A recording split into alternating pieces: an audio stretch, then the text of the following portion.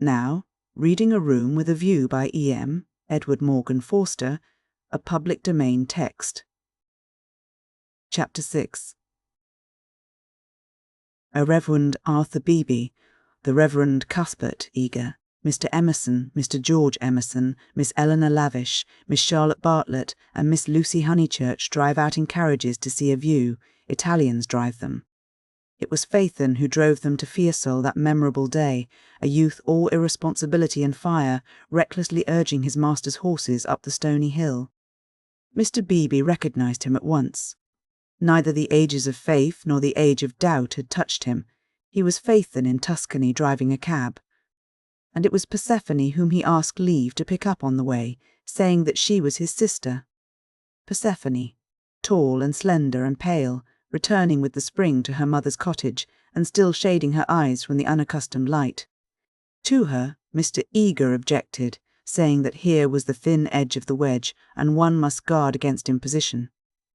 But the ladies interceded, and when it had been made clear that it was a very great favour, the goddess was allowed to mount beside the god. Phaethon at once slipped the left rein over her head, thus enabling himself to drive with his arm round her waist. She did not mind. Mr. Eager, who sat with his back to the horses, saw nothing of the indecorous proceeding and continued his conversation with Lucy. The other two occupants of the carriage were old Mr. Emerson and Miss Lavish. For a dreadful thing had happened. Mr. Beebe, without consulting Mr. Eager, had doubled the size of the party, and though Miss Bartlett and Miss Lavish had planned all the morning how the people were to sit, at the critical moment when the carriages came round they lost their heads, and Miss Lavish got in with Lucy, while Miss Bartlett, with George Emerson and Mr. Beebe, followed on behind. It was hard on the poor chaplain to have his apothecary thus transformed. Tea at a Renaissance villa, if he had ever meditated it, was now impossible. Lucy and Miss Bartlett had a certain style about them, and Mr. Beebe, though unreliable, was a man of parts, but a shoddy lady writer and a journalist who had murdered his wife in the sight of God. They should enter no villa at his introduction. Lucy, elegantly dressed in white, sat erect and nervous amid these explosive ingredients, attentive to Mr. Eager, repressive towards Miss Lavish, watchful of old Mr. Emerson, hitherto fortunately asleep, thanks to a heavy lunch and the drowsy atmosphere of spring. She looked on the expedition as the work of fate. But for it she would have avoided George Emerson successfully. In an open manner he had shown that he wished to continue their intimacy. She had refused, not because she disliked him, but because she did not know what had happened, and suspected that he did know, and this frightened her. For the real event, whatever it was, had taken place, not in the loggia, but by the river. To behave wildly at the sight of death is pardonable. But to discuss it afterwards, to pass from discussion into silence and through silence into sympathy, that is an error, not of a startled emotion, but of the whole fabric. There was really something blameworthy, she thought, in their joint contemplation of the shadowy stream, in the common impulse which had turned them to the house without the passing of a look or word. This sense of wickedness had been slight at first. She had nearly joined the party to the Torre del Gallo. But each time that she avoided George, it became more imperative that she should avoid him again. And now celestial irony, working through her cousin and two clergymen, did not suffer her to leave Florence till she had made this expedition with him through the hills. Meanwhile Mr. Eager held her in civil converse. Their little tiff was over. "So, Miss Honeychurch, you are travelling? As a student of art?" "Oh, dear me, no, oh, no." "Perhaps as a student of human nature," interposed Miss Lavish, "like myself?" "Oh, no. I am here as a tourist." "Oh, indeed," said Mr. Eager. "Are you indeed? If you will not think me rude, we residents sometimes pity you poor tourists not a little handed about, like a parcel of goods from Venice to Florence, from Florence to Rome, living herded together in pensions or hotels, quite unconscious of anything that is outside Baedeker, their one anxiety to get done or through and go on somewhere else. The result is, they mix up towns, rivers, palaces in one inextricable whirl. You know the American girl in Punch who says, "Say, Papa, what did we see at Rome?" And the father replies, "Why, guess Rome was the place where we saw the yaller dog." There's travelling for you. Ha! Ha! Ha! I quite agree, said Miss Lavish, who had several times tried to interrupt his mordant wit. The narrowness and superficiality of the Anglo-Saxon tourist is nothing less than a menace. Quite so. Now, the English colony at Florence, Miss Honeychurch, and it is of considerable size though, of course, not all equally. A few are here for trade, for example, but the greater part are students. Lady Helen Laverstock is at present busy over Fra Angelico. I mention her name because we are passing her villa on the left. No, you can only see it if you stand. No, do not stand, you will fall. She is very proud of that thick hedge. Inside, perfect seclusion. One might have gone back 600 years. Some critics believe that her garden was the scene of the Decameron, which lends it an additional interest, does it not? It does indeed, cried Miss Lavish. Tell me, where do they place the scene of that wonderful seventh day? But Mr. Eager proceeded to tell Miss Honeychurch that on the right lived Mr. Someone Something, an American of the best type, so rare, and that the somebody else's were farther down the hill. Doubtless you know her monographs in the series of medieval byways. He's working at Gemistus Plateau. Sometimes, as I take tea in their beautiful grounds, I hear, over the wall, the electric tram squealing up the new road with its loads of hot, dusty, unintelligent tourists who are going to do Fiesole in an hour, in order that they may say they have been there. And I think how little they think what lies so near them. During this speech, the two figures on the box were sporting with each other disgracefully. Lucy had a spasm of envy. Granted that they wished to misbehave, it was pleasant for them to be able to do so. They were probably the only people enjoying the expedition. The carriage swept with agonizing jolts up through the piazza of Fiesole and into the Settignano road. "Piano, piano," said Mr. Eager, elegantly waving his hand over his head. "Va bene, signore, va bene," crooned the driver, and whipped his horses up again. Now Mr. Eager and Miss Lavish began to talk against each other on the subject of Alessio Baldovinetti. Was he a cause of the Renaissance, or was he one of its manifestations? The other carriage was left behind. As the pace increased to a gallop, the large, slumbering form of Mr. Emerson was thrown against the chaplain with the regularity of a machine. "Piano, piano," said he, with a martyred look at Lucy. An extra lurch made him turn angrily in his seat. Phaethon, who for some time had been endeavouring to kiss Persephone, had just succeeded. A little scene ensued, which, as Miss Bartlett said afterwards, was most unpleasant. The horses were stopped. The lovers were ordered to disentangle themselves. The boy was to lose his pourboire. The girl was immediately to get down. "She is my sister," said he, turning round on them with piteous eyes. Mr. Eager took the trouble to tell him that he was a liar. Phaethon hung down his head, not at the matter of the accusation, but at its manner. At this point Mr. Emerson, whom the shock of stopping had awoke, declared that the lovers must on no account be separated, and patted them on the back to signify his approval. And Miss Lavish, though unwilling to ally him, felt bound to support the cause of Bohemianism. "Most certainly I would let them be," she cried, "but I dare say I shall receive scant support. I have always flown in the face of the conventions all my life. This is what I call an adventure." "We must not submit," said Mr. Eager. "I knew he was trying it on. He is treating us as if we were a party of Cook's tourists." "Surely no," said Miss Lavish, her ardour visibly decreasing. The other carriage had drawn up behind, and sensible Mr. Beebe called out that after this warning the couple would be sure to behave themselves properly. "Leave them alone," Mr. Emerson begged the chaplain, of whom he stood in no awe. "Do we find happiness so often that we should turn it off the box when it happens to sit there? To be driven by lovers, a king might envy us, and if we part them it's more like sacrilege than anything I know." Here the voice of Miss Bartlett was heard saying that a crowd had begun to collect. Mr. Eager, who suffered from an over-fluent tongue rather than a resolute will, was determined to make himself heard. He addressed the driver again. Italian in the mouth of Italians is a deep-voiced stream, with unexpected cataracts and boulders to preserve it from monotony. In Mr. Eager's mouth it resembled nothing so much as an acid-whistling fountain, which played ever higher and higher, and quicker, and more shrilly, till abruptly it was turned off with a click. "Signorina," said the man to Lucy when the display had ceased. Why should he appeal to Lucy? Signorina, echoed Persephone in her glorious contralto. She pointed at the other carriage. Why?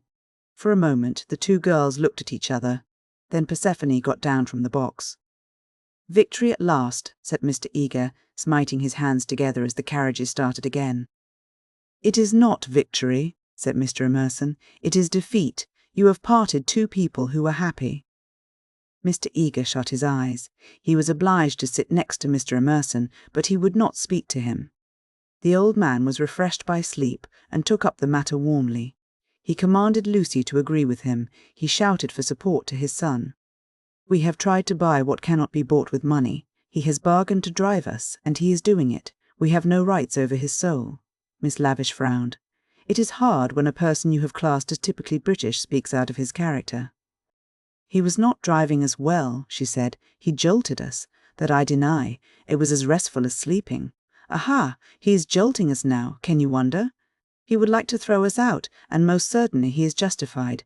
And if I were superstitious, I'd be frightened of the girl too. It doesn't do to injure young people. Have you ever heard of Lorenzo de Medici? Miss Lavish bristled. Most certainly I have. Do you refer to Lorenzo il Magnifico, or to Lorenzo, Duke of Urbino, or to Lorenzo surnamed Lorenzino on account of his diminutive stature? The Lord knows. Possibly he does know, for I refer to Lorenzo the poet. He wrote a line, so I heard yesterday, which runs like this: Don't go fighting against the spring. Mr. Eager could not resist the opportunity for erudition. Non fate gera al maggio, he murmured. War not with the May would render a correct meaning. The point is, we have warred with it. Look. He pointed to the Valdarno, which was visible far below them through the budding trees. 50 miles of spring, and we've come up to admire them. Do you suppose there's any difference between spring in nature and spring in man? But there we go, praising the one and condemning the other as improper, ashamed that the same laws work eternally through both. No one encouraged him to talk. Presently Mr. Eager gave a signal for the carriages to stop and marshalled the party for their ramble on the hill. A hollow like a great amphitheatre, full of terraced steps and misty olives, now lay between them and the heights of Fiesole, and the road, still following its curve, was about to sweep on to a promontory which stood out in the plain. It was this promontory, uncultivated, wet, covered with bushes and occasional trees, which had caught the fancy of Alessio Baldovinetti nearly 500 years before. He had ascended it, that diligent and rather obscure master, possibly with an eye to business, possibly for the joy of ascending. Standing there, he had seen that view of the Valdarno and distant Florence, which he afterwards had introduced not very effectively into his work. But where exactly had he stood? That was the question which Mr. Eager hoped to solve now, and Miss Lavish, whose nature was attracted by anything problematical, had become equally enthusiastic. But it is not easy to carry the pictures of Alessio Baldovinetti in your head, even if you have remembered to look at them before starting. And the haze in the valley increased the difficulty of the quest. The party sprang about from tuft to tuft of grass, their anxiety to keep together being only equalled by their desire to go different directions. Finally, they split into groups. Lucy clung to Miss Bartlett and Miss Lavish. The Emersons returned to hold laborious converse with the drivers, while the two clergymen, who were expected to have topics in common, were left to each other. The two elder ladies soon threw off the mask. In the audible whisper that was now so familiar to Lucy, they began to discuss, not Alessio Baldovinetti, but the drive. Miss Bartlett had asked Mr. George Emerson what his profession was, and he had answered, the railway. She was very sorry that she had asked him. She had no idea that it would be such a dreadful answer, or she would not have asked him. Mr. Beebe had turned the conversation so cleverly, and she hoped that the young man was not very much hurt at her asking him. The railway, gasped Miss Lavish. Oh, but I shall die! Of course it was the railway. She could not control her mirth. He is the image of a porter on the southeastern. Eleanor, be quiet, plucking at her vivacious companion. Hush, they'll hear, the Emersons. I can't stop. Let me go my wicked way. Oh, poor dear Eleanor, I'm sure it's all right, put in Lucy. The Emersons won't hear, and they wouldn't mind if they did. Miss Lavish did not seem pleased at this.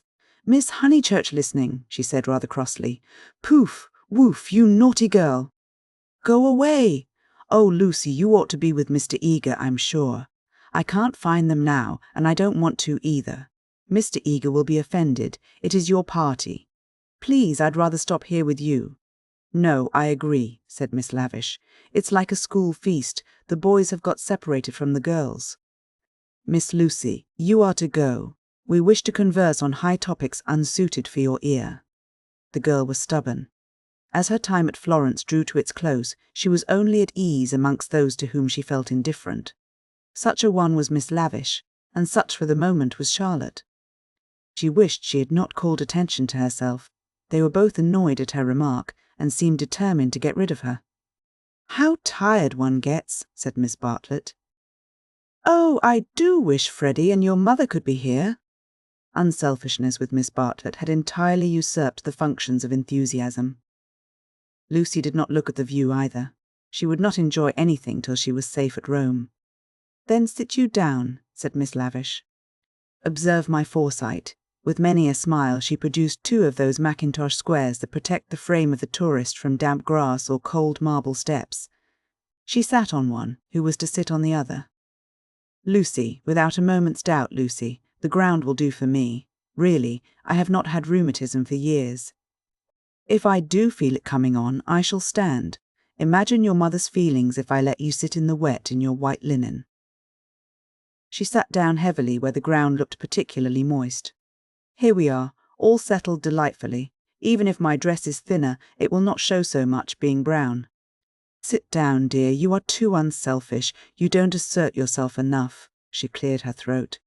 "Now don't be alarmed, this isn't a cold. It's the tiniest cough, and I have had it 3 days. It's nothing to do with sitting here at all." There was only one way of treating the situation. At the end of 5 minutes, Lucy departed in search of Mr. Beebe and Mr. Eager, vanquished by the mackintosh square. She addressed herself to the drivers, who were sprawling in the carriages, perfuming the cushions with cigars. The miscreant, a bony young man scorched black by the sun, rose to greet her with the courtesy of a host and the assurance of a relative. "Dove?" said Lucy, after much anxious thought. His face lit up. Of course he knew where, not so far either. His arm swept 3/4 of the horizon. He should just think he did know where. He pressed his fingertips to his forehead and then pushed them towards her, as if oozing with visible extract of knowledge. More seemed necessary. What was the Italian for clergyman? "Dov buoni uomini," said she at last. Good, scarcely the adjective for those noble beings. He showed her his cigar. "Uno più piccolo," was her next remark, implying, "Has the cigar been given to you by Mr. Beebe, the smaller of the 2 good men?" She was correct as usual. He tied the horse to a tree, kicked it to make it stay quiet, dusted the carriage, arranged his hair, remoulded his hat, encouraged his moustache, and in rather less than 1/4 of a minute was ready to conduct her. Italians are born knowing the way.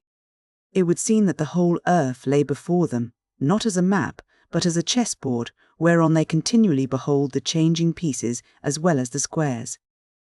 Anyone can find places, but the finding of people is a gift from God. He only stopped once, to pick her some great blue violets. She thanked him with real pleasure. In the company of this common man, the world was beautiful and direct.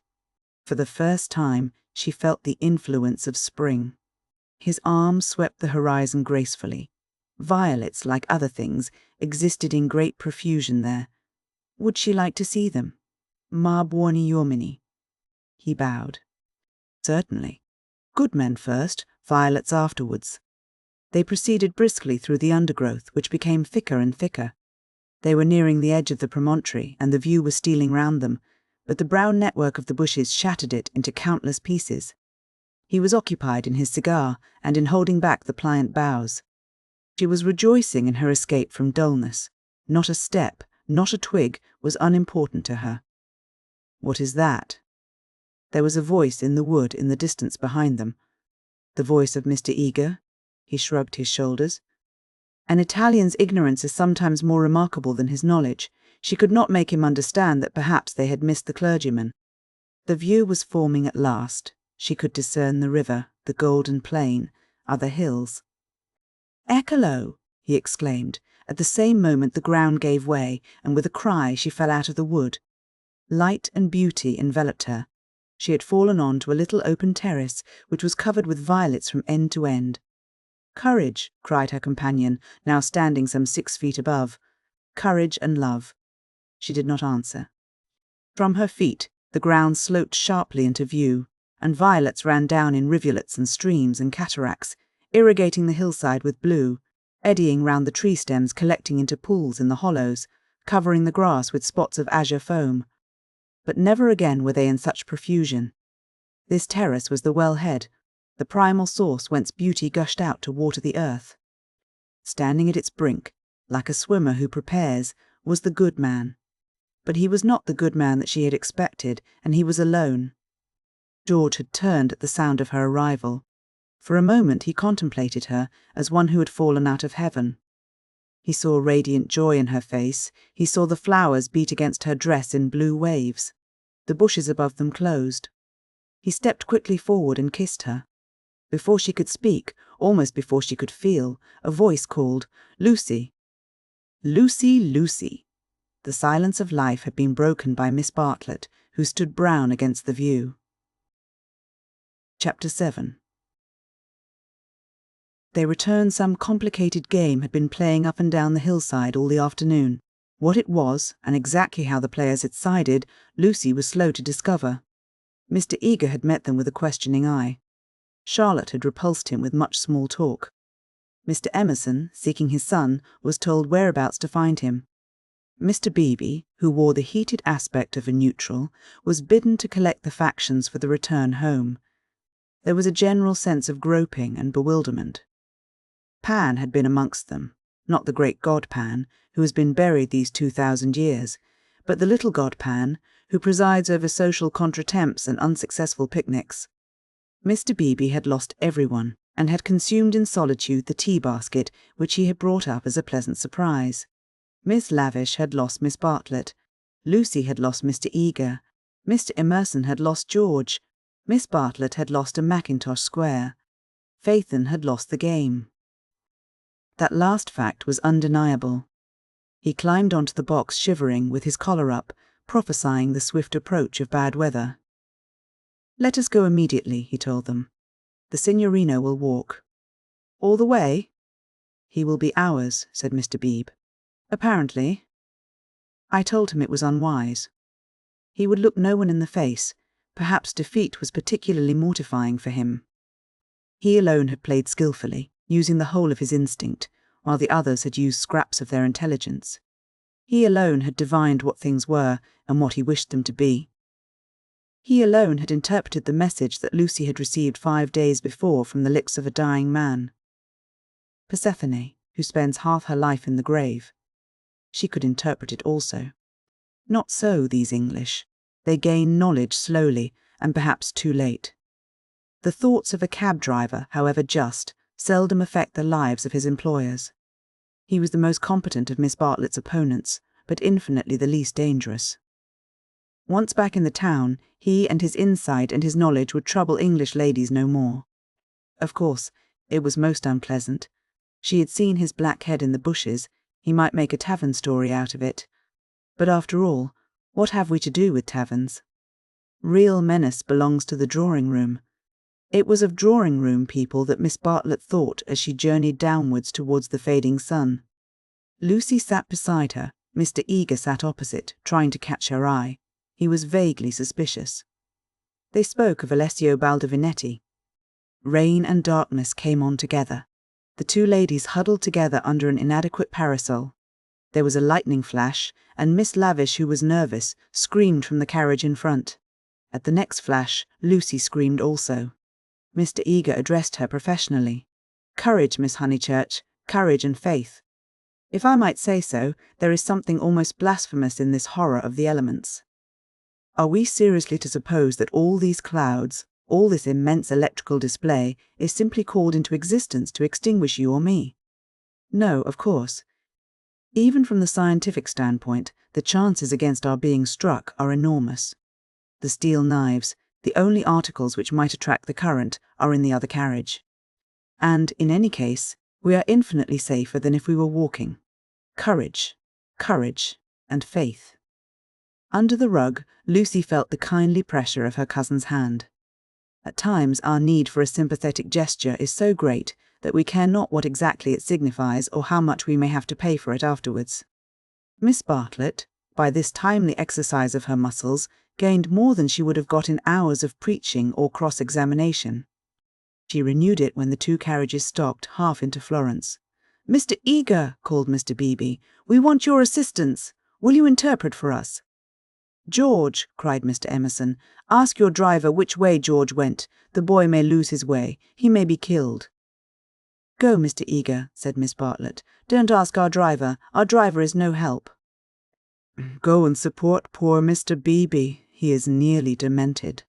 "He may be killed," cried the old man. "He may be killed." "Typical behaviour," said the chaplain as he quitted the carriage. "In the presence of reality, that kind of person invariably breaks down." "What does he know?" whispered Lucy as soon as they were alone. "Charlotte, how much does Mr. Eager know?" "Nothing, dearest, he knows nothing." "But," she pointed at the driver, "he knows everything. Dearest, had we better, shall I?" She took out her purse. It is dreadful to be entangled with low-class people. He saw it all. Tapping Phaeton's back with her guide-book, she said, "Silenzio," and offered him a franc. "Va bene," he replied, and accepted it, as well this ending to his day as any. But Lucy, a mortal maid, was disappointed in him. There was an explosion up the road. The storm had struck the overhead wire of the tram line, and one of the great supports had fallen. If they had not stopped, perhaps they might have been hurt. They chose to regard it as a miraculous preservation, and the floods of love and sincerity which fructify every hour of life burst forth in tumult. They descended from the carriages, they embraced each other. It was as joyful to be forgiven past unworthinesses as to forgive them. For a moment they realized vast possibilities of good. And the older people recovered quickly. In the very height of their emotion they knew it to be unmanly or unladylike. Miss Lavish calculated that, even if they had continued, they would not have been caught in the accident. Mr. Eager mumbled a temperate prayer, but the drivers, through miles of dark, squalid road, poured out their souls to the dryads and the saints, and Lucy poured out hers to her cousin. "Charlotte, dear Charlotte, kiss me again. Only you can understand me. You warn me to be careful. And I thought I was developing. Do not cry, dearest. Take your time. I have been obstinate and silly, worse than you know, far worse. Once by the river. Oh, but he isn't killed. He wouldn't be killed, would he?" The thought disturbed her repentance. As a matter of fact, the storm was worst along the road, but she had been near danger, and so she thought it must be near to everyone. "I trust not. One would always pray against that. He's really... I think he was taken by surprise, just as I was before. But this time I'm not to blame. I want you to believe that. I simply slipped into those violets. No, I want to be really truthful. I am a little to blame. I had silly thoughts. The sky, you know, was gold, and the ground all blue, and for a moment he looked like someone in a book." "In a book?" "Heroes, gods, the nonsense of schoolgirls." "And then?" "But Charlotte, you know what happened then." Miss Bartlett was silent. Indeed, she had little more to learn. With a certain amount of insight, she drew her young cousin affectionately to her. All the way back Lucy's body was shaken by deep sighs, which nothing could repress. "I want to be truthful," she whispered.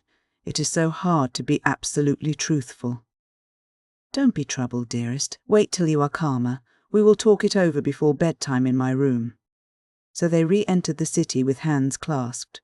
It was a shock to the girl to find how far emotion had ebbed in others. The storm had ceased, and Mr. Emerson was easier about his son. Mr. Beebe had regained good humour, and Mr. Eager was already snubbing Miss Lavish. Charlotte alone she was sure of, Charlotte, whose exterior concealed so much insight and love. The luxury of self-exposure kept her almost happy through the long evening. She thought not so much of what had happened as of how she should describe it. All her sensations, her spasms of courage, her moments of unreasonable joy, her mysterious discontent, should be carefully laid before her cousin. And together in divine confidence they would disentangle and interpret them all. At last, thought she, I shall understand myself. I shan't again be troubled by things that come out of nothing and mean I don't know what. Miss Allen asked her to play. She refused vehemently. Music seemed to her the employment of a child. She sat close to her cousin, who, with commendable patience, was listening to a long story about lost luggage. When it was over, she capped it by a story of her own. Lucy became rather hysterical with the delay. In vain she tried to check, or at all events to accelerate, the tale. It was not till a late hour that Miss Bartlett had recovered her luggage and could say in her usual tone of gentle reproach, "Well, dear, I at all events am ready for Bedfordshire.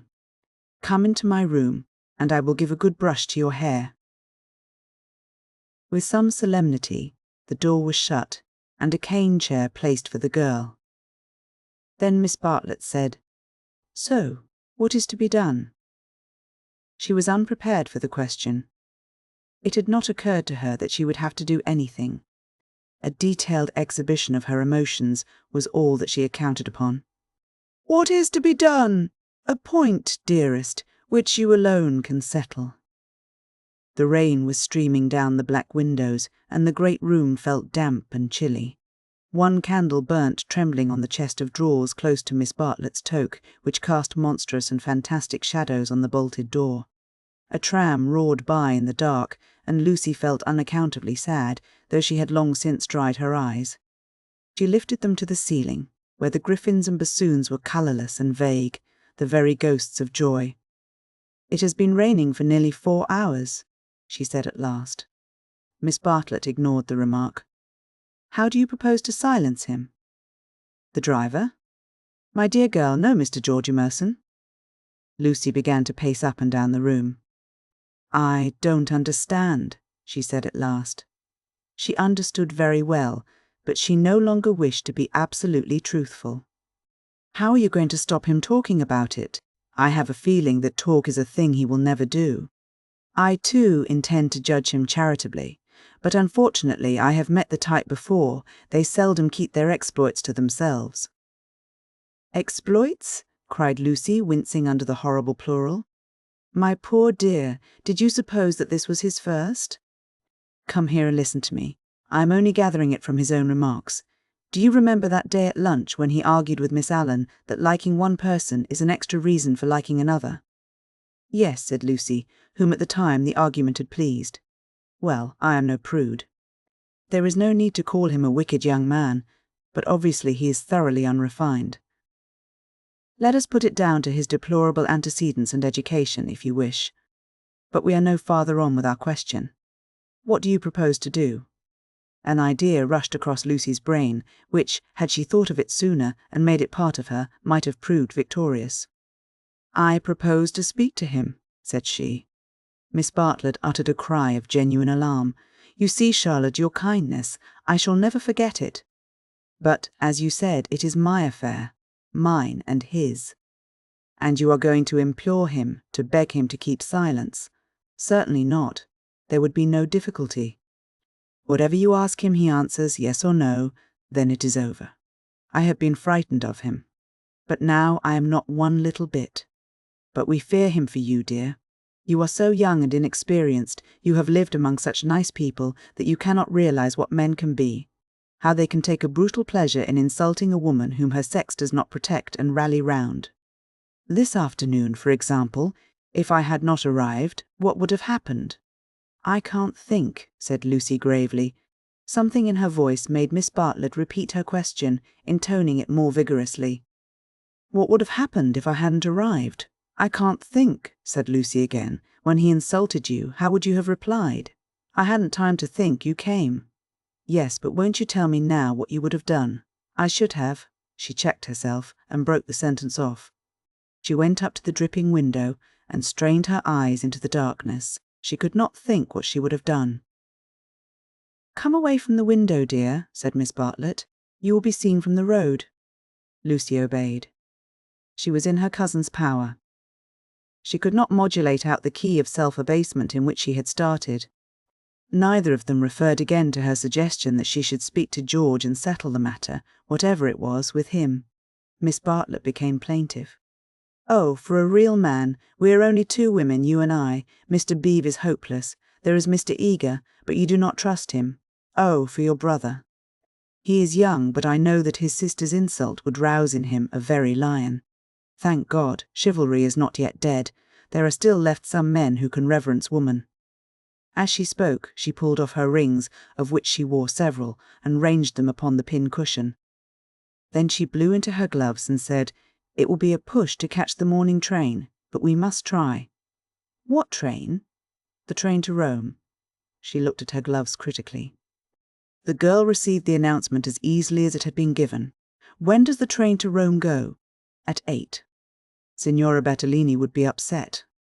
"We must face that," said Miss Bartlett, not liking to say that she had given notice already. "She will make us pay for a whole week's pension." "I expect she will." "However, we shall be much more comfortable at the Vices Hotel. Isn't afternoon tea given there for nothing?" "Yes, but they pay extra for wine." After this remark she remained motionless and silent. To her tired eyes, Charlotte throbbed and swelled like a ghostly figure in a dream. They began to sort their clothes for packing, for there was no time to lose if they were to catch the train to Rome. Lucy, when admonished, began to move to and fro between the rooms, more conscious of the discomforts of packing by candlelight than of a subtler ill. Charlotte, who was practical without ability, knelt by the side of an empty trunk, vainly endeavouring to pave it with books of varying thickness and size. She gave 2 or 3 sighs, for the stooping posture hurt her back, and, for all her diplomacy, she felt that she was growing old. The girl heard her as she entered the room, and was seized with one of those emotional impulses to which she could never attribute a cause. She only felt that the candle would burn better, the packing go easier, the world be happier, if she could give and receive some human love. The impulse had come before today, but never so strongly. She knelt down by her cousin's side and took her in her arms. Miss Bartlett returned the embrace with tenderness and warmth. But she was not a stupid woman, and she knew perfectly well that Lucy did not love her, but needed her to love. For it was in ominous tones that she said, after a long pause, "Dearest Lucy, how will you ever forgive me?" Lucy was on her guard at once, knowing by bitter experience what forgiving Miss Bartlett meant. Her emotion relaxed. She modified her embrace a little, and she said, "Charlotte dear, what do you mean? As if I have anything to forgive." "You have a great deal, and I have a very great deal to forgive myself too. I know well how much I vex you at every turn." But no. Miss Bartlett assumed her favourite role, that of the prematurely aged martyr. "Ah, but yes, I feel that our tour together is hardly the success I had hoped. I might have known it would not do. You want someone younger and stronger and more in sympathy with you. I am too uninteresting and old-fashioned, only fit to pack and unpack your things. Please, my only consolation was that you found people more to your taste, and were often able to leave me at home. I had my own poor ideas of what a lady ought to do, but I hope I did not inflict them on you more than was necessary. You had your own way about these rooms, at all events." "You mustn't say these things," said Lucy softly. She still clung to the hope that she and Charlotte loved each other, heart and soul. They continued to pack in silence. "I have been a failure," said Miss Bartlett, as she struggled with the straps of Lucy's trunk instead of strapping her own. "Failed to make you happy, failed in my duty to your mother. She has been so generous to me, I shall never face her again after this disaster. But Mother will understand. It is not your fault, this trouble, and it isn't a disaster either. It is my fault, it is a disaster. She will never forgive me, and rightly. For instance, what right had I to make friends with Miss Lavish? Every right, when I was here for your sake. If I have vexed you, it is equally true that I have neglected you. Your mother will see this as clearly as I do when you tell her." Lucy, from a cowardly wish to improve the situation, said, "Why need Mother hear of it? But you tell her everything." "I suppose I do generally. I dare not break your confidence. There is something sacred in it, unless you feel that it is a thing you could not tell her." The girl would not be degraded to this. "Naturally, I should have told her. But in case she should blame you in any way, I promise I will not. I am very willing not to. I will never speak of it either to her or to anyone." Her promise brought the long-drawn interview to a sudden close. Miss Bartlett pecked her smartly on both cheeks, wished her good night, and sent her to her own room. For a moment the original trouble was in the background. George would seem to have behaved like a cad throughout. Perhaps that was the view which one would take eventually. At present she neither acquitted nor condemned him. She did not pass judgment.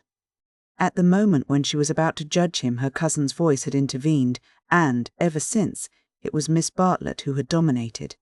Miss Bartlett who, even now, could be heard sighing into a crack in the partition wall. Miss Bartlett who had really been neither pliable nor humble nor inconsistent. She had worked like a great artist, for a time, indeed, for years. She had been meaningless, but at the end there was presented to the girl the complete picture of a cheerless, loveless world in which the young rush to destruction until they learn better.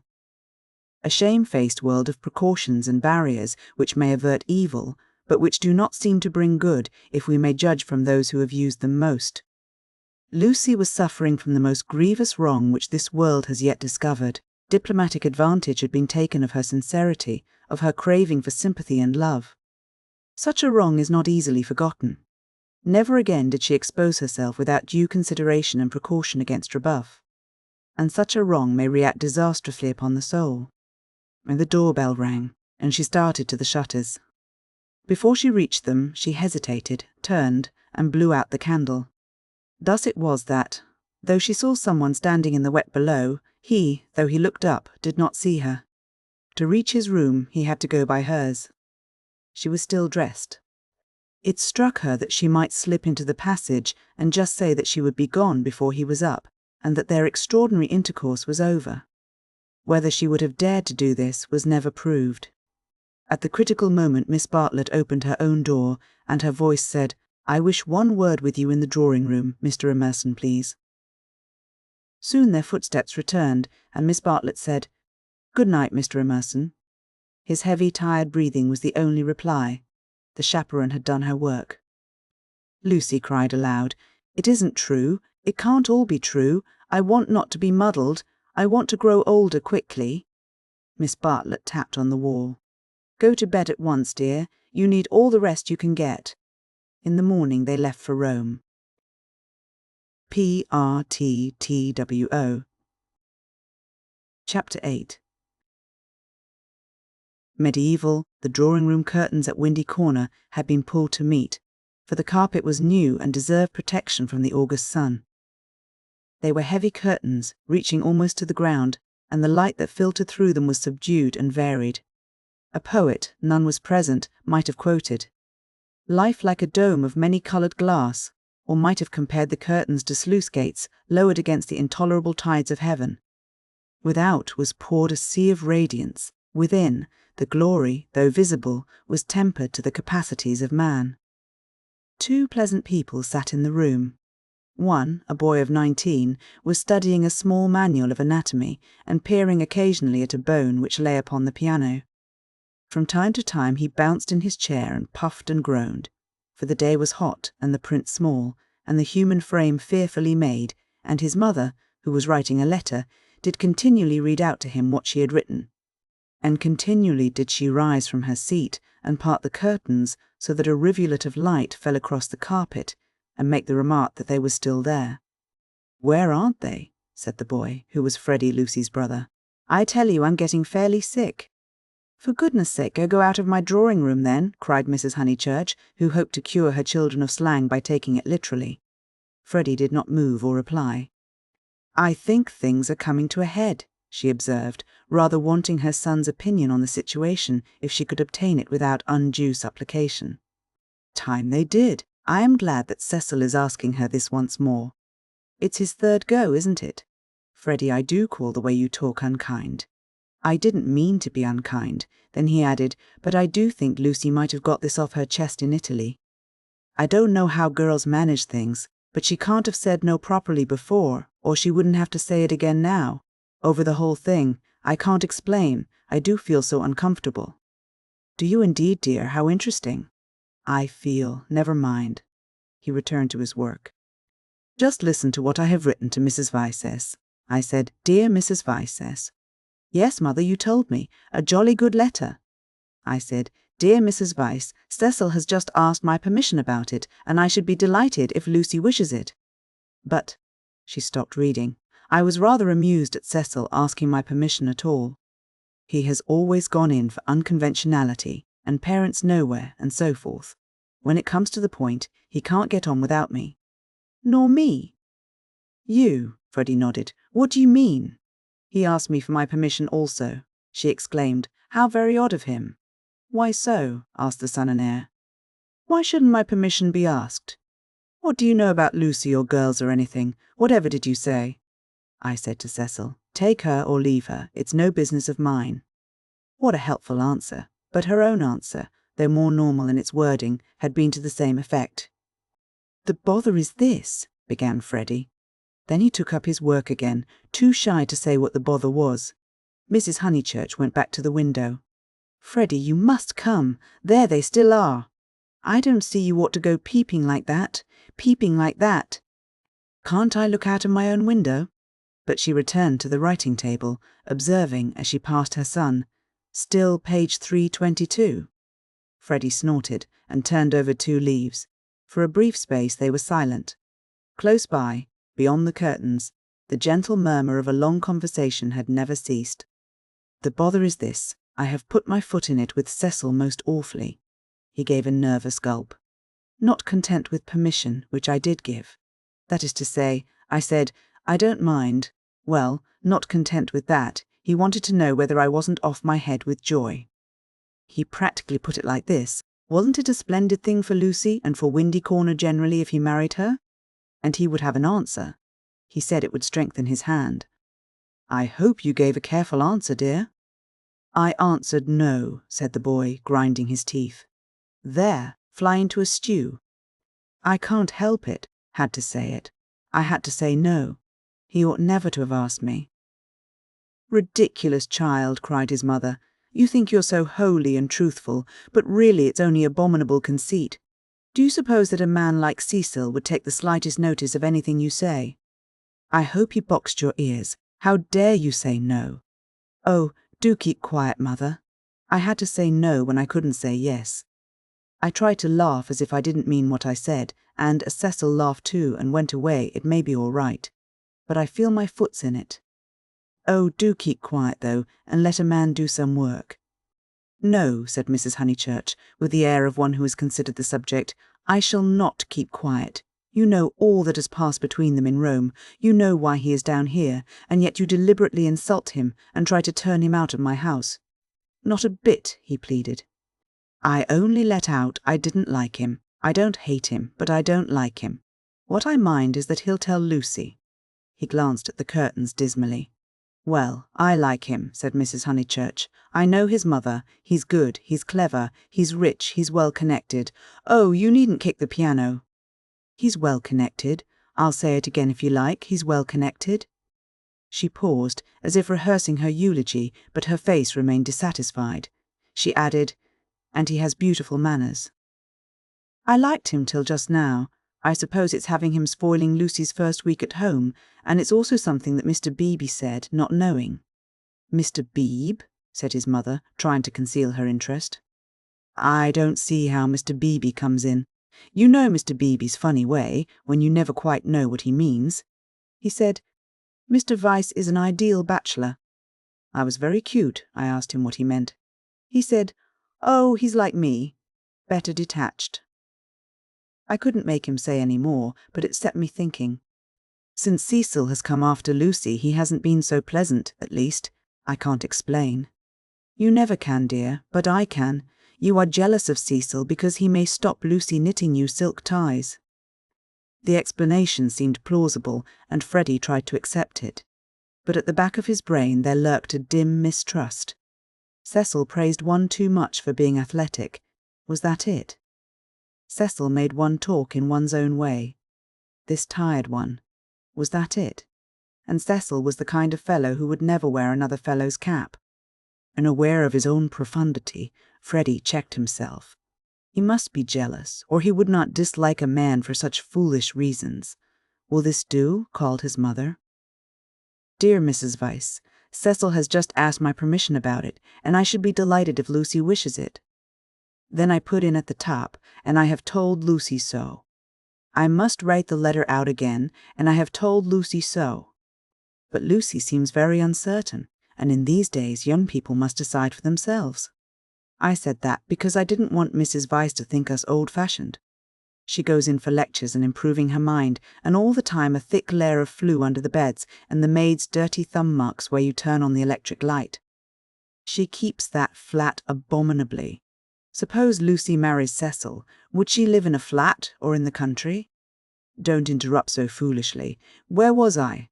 Oh yes, young people must decide for themselves. I know that Lucy likes your son, because she tells me everything, and she wrote to me from Rome when he asked her first. No, I'll cross that last bit out. It looks patronizing. I'll stop at because she tells me everything. Or shall I cross that out too? Cross it out too, said Freddie. Mrs. Honeychurch left it in. Then the whole thing runs, dear Mrs. Vyse. Cecil has just asked my permission about it, and I should be delighted if Lucy wishes it, and I have told Lucy so. But Lucy seems very uncertain, and in these days young people must decide for themselves. I know that Lucy likes your son, because she tells me everything. But I do not know— Look out! Cried Freddie. The curtains parted. Cecil's first movement was one of irritation. He couldn't bear the Honeychurch habit of sitting in the dark to save the furniture. Instinctively he gave the curtains a twitch and sent them swinging down their poles. Light entered. There was revealed a terrace, such as is owned by many villas with trees each side of it, and on it a little rustic seat and 2 flower beds. But it was transfigured by the view beyond, for Windy Corner was built on the range that overlooks the Sussex Weald. Lucy, who was in the little seat, seemed on the edge of a green magic carpet which hovered in the air above the tremulous world. Cecil entered. Appearing thus late in the story, Cecil must be at once described. He was medieval, like a Gothic statue, tall and refined, with shoulders that seemed braced square by an effort of the will, and a head that was tilted a little higher than the usual level of vision. He resembled those fastidious saints who guard the portals of a French cathedral. Well educated, well endowed, and not deficient physically, he remained in the grip of a certain devil whom the modern world knows as self-consciousness, and whom the medieval, with dimmer vision, worshipped as asceticism. A Gothic statue implies celibacy, just as a Greek statue implies fruition, and perhaps this was what Mr. Beebe meant. And Freddie, who ignored history and art, perhaps meant the same when he failed to imagine Cecil wearing another fellow's cap. Mrs. Honeychurch left her letter on the writing table and moved towards her young acquaintance. "Oh, Cecil!" she exclaimed. "Oh, Cecil, do tell me! I promessi sposi," said he. They stared at him anxiously. "She has accepted me," he said, and the sound of the thing in English made him flush and smile with pleasure and look more human. "I am so glad," said Mrs. Honeychurch, while Freddie proffered a hand that was yellow with chemicals. They wished that they also knew Italian, for our phrases of approval and of amazement are so connected with little occasions that we fear to use them on great ones. We are obliged to become vaguely poetic or to take refuge in scriptural reminiscences. "Welcome as one of the family," said Mrs. Honeychurch, waving her hand at the furniture. "This is indeed a joyous day. I feel sure that you will make our dear Lucy happy." "I hope so," replied the young man, shifting his eyes to the ceiling. "We mothers," simpered Mrs. Honeychurch, and then realized that she was affected, sentimental, bombastic, all the things she hated most. Why could she not be Freddie, who stood stiff in the middle of the room, looking very cross and almost handsome? "I say, Lucy," called Cecil, for conversation seemed to flag. Lucy rose from the seat. She moved across the lawn and smiled in at them, just as if she was going to ask them to play tennis. Then she saw her brother's face, her lips parted, and she took him in her arms. He said, "Steady on." "Not a kiss for me?" asked her mother. Lucy kissed her also. "Would you take them into the garden and tell Mrs. Honeychurch all about it?" Cecil suggested. "And I'd stop here and tell my mother." "We go with Lucy," said Freddie, as if taking orders. "Yes, you go with Lucy." They passed into the sunlight. Cecil watched them cross the terrace and descend out of sight by the steps. They would descend. He knew their ways, past the shrubbery and past the tennis lawn and the dahlia bed, until they reached the kitchen garden, and there, in the presence of the potatoes and the peas, the great event would be discussed. Smiling indulgently, he lit a cigarette and rehearsed the events that had led to such a happy conclusion. He had known Lucy for several years, but only as a commonplace girl who happened to be musical. He could still remember his depression that afternoon at Rome, when she and her terrible cousin fell on him out of the blue and demanded to be taken to St. Peter's. That day she had seemed a typical tourist, shrill, crude, and gaunt with travel. But Italy worked some marvel in her. It gave her light and, which he held more precious, it gave her shadow. Soon he detected in her a wonderful reticence. She was like a woman of Leonardo da Vinci's, whom we love not so much for herself as for the things that she will not tell us. The things are assuredly not of this life.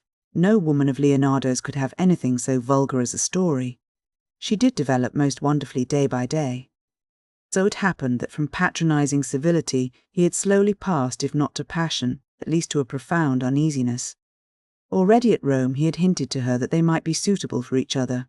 It had touched him greatly that she had not broken away at the suggestion.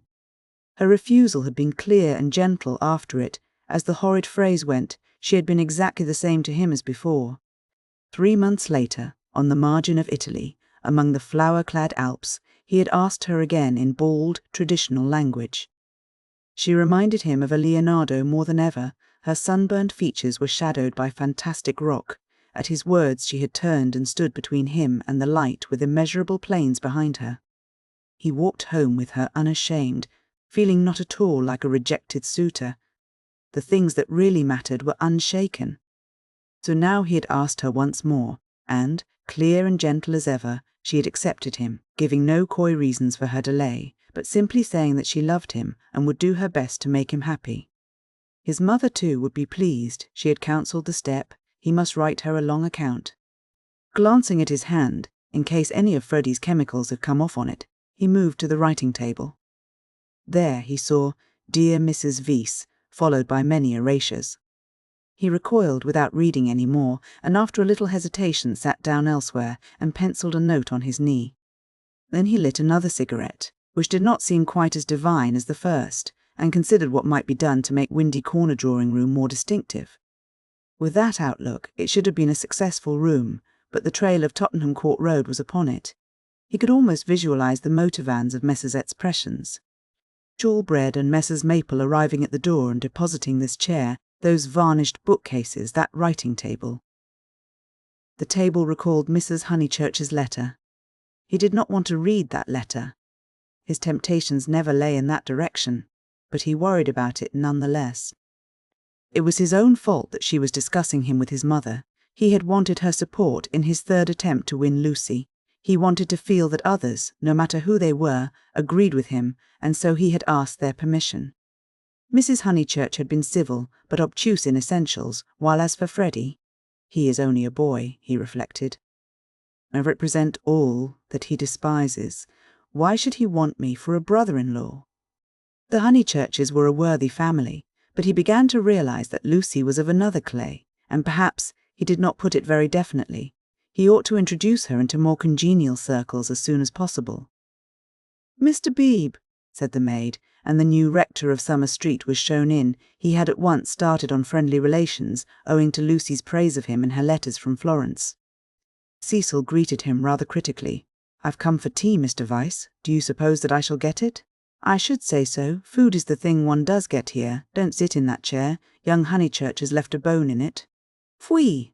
"I know," said Cecil, "I know." "I can't think why Mrs. Honeychurch allows it." For Cecil considered the bone and the Maples' furniture separately. He did not realize that, taken together, they kindled the room into the life that he desired.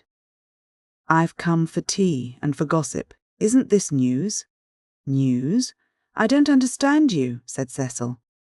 "News?" Mr. Beebe, whose news was of a very different nature, prattled forward. "I met Sir Harry Otway as I came up. I have every reason to hope that I am first in the field. He has bought Cissy and Albert from Mr. Flack. "Has he indeed?" said Cecil, trying to recover himself. Into what a grotesque mistake had he fallen? Was it likely that a clergyman and a gentleman would refer to his engagement in a manner so flippant? But his stiffness remained, and, though he asked who Cissy and Albert might be, he still thought Mr. Beebe rather a bounder. Unpardonable question, to have stopped a week at Windy Corner and not to have met Cissy and Albert, the semi-detached villas that had been run up opposite the church. "I'll set Mrs. Honeychurch after you." "I'm shockingly stupid over local affairs," said the young man languidly. "I can't even remember the difference between a parish council and a local government board." "Perhaps there is no difference, or perhaps those aren't the right names. I only go into the country to see my friends and to enjoy the scenery. It is very remiss of me.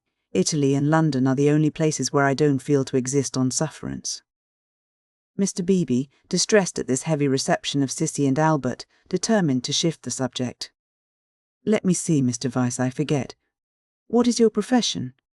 "I have no profession," said Cecil. "It is another example of my decadence. My attitude, quite an indefensible one, is that so long as I am no trouble to anyone, I have a right to do as I like. I know I ought to be getting money out of people, or devoting myself to things I don't care a straw about, but somehow I've not been able to begin." "You are very fortunate," said Mr. Beebe. "It is a wonderful opportunity, the possession of leisure." His voice was rather parochial, but he did not quite see his way to answering naturally. He felt, as all who have regular occupation must feel, that others should have it also. "I am glad that you approve. I daren't face the healthy person, for example, Freddie Honeychurch." "Oh, Freddie Honeychurch, isn't he? Admirable. The sort who has made England what she is." Cecil wondered at himself. Why, on this day of all others, was he so hopelessly contrary? He tried to get right by inquiring effusively after Mr. Beebe's mother, an old lady for whom he had no particular regard. Then he flattered the clergyman, praised his liberal-mindedness, his enlightened attitude towards philosophy and science. "Where are the others?" said Mr. Beebe at last. "I insist on extracting tea before evening service." "I suppose Anne never told them you were here. In this house one is so coached in the servants the day one arrives. The fault of Anne is that she begs your pardon when she hears you perfectly and kicks the chair legs with her feet.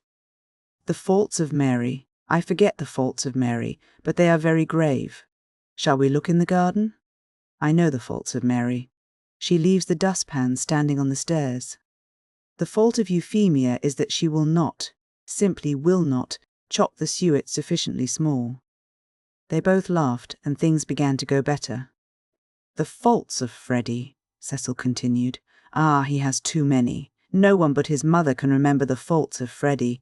Try the faults of Miss Honeychurch, they are not innumerable." "She has none," said the young man, with grave sincerity. "I quite agree. At present she has none." "At present?" "I'm not cynical. I'm only thinking of my pet theory about Miss Honeychurch. Does it seem reasonable that she should play so wonderfully and live so quietly? I suspect that one day she will be wonderful in both. The watertight compartments in her will break down, and music and life will mingle. Then we shall have her heroically good, heroically bad, too heroic, perhaps, to be good or bad." Cecil found his companion interesting. "And at present you think her not wonderful as far as life goes?" "Well, I must say, I've only seen her at Tunbridge Wells, where she was not wonderful, and at Florence. Since I came to Summer Street she has been away. You saw her, didn't you, at Rome and in the Alps?" "Oh, I forgot, of course, you knew her before.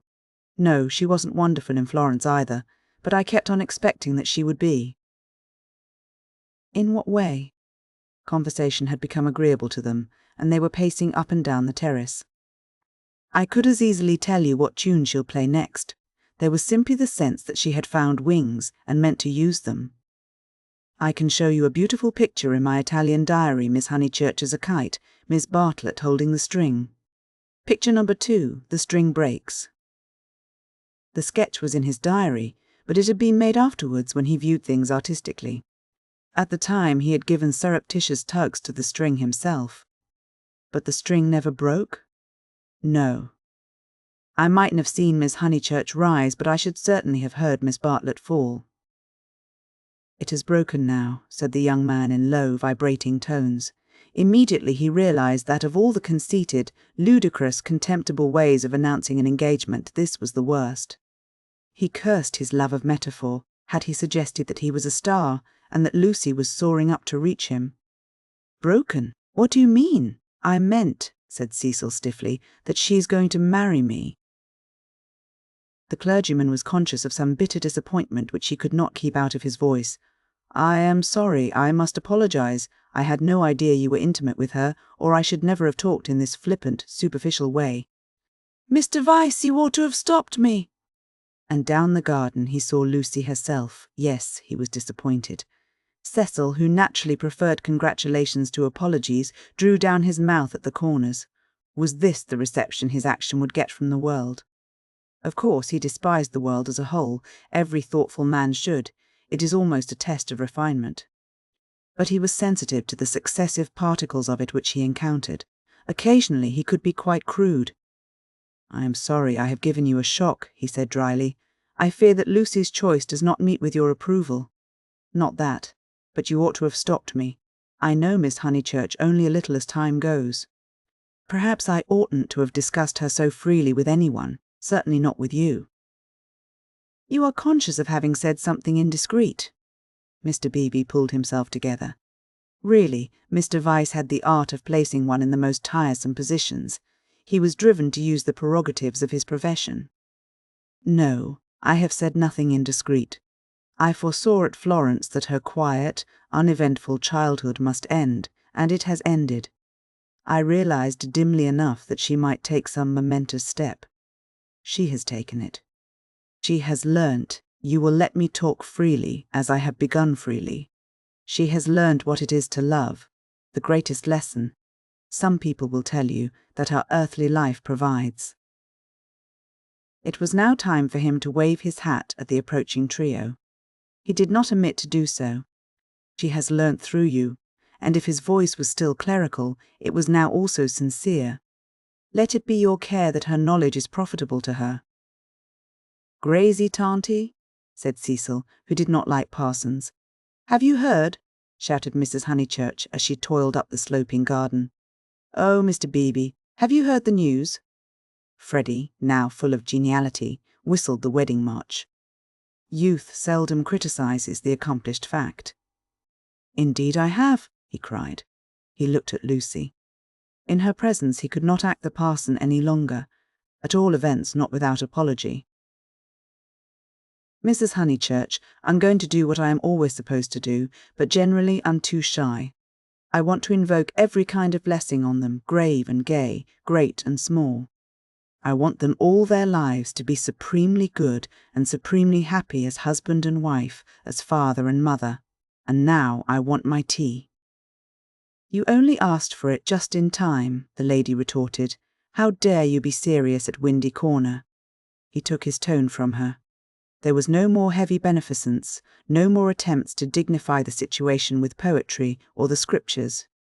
None of them dared or was able to be serious any more. An engagement is so potent a thing that sooner or later it reduces all who speak of it to this state of cheerful awe. Away from it, in the solitude of their rooms, Mr. Beebe, and even Freddie, might again be critical.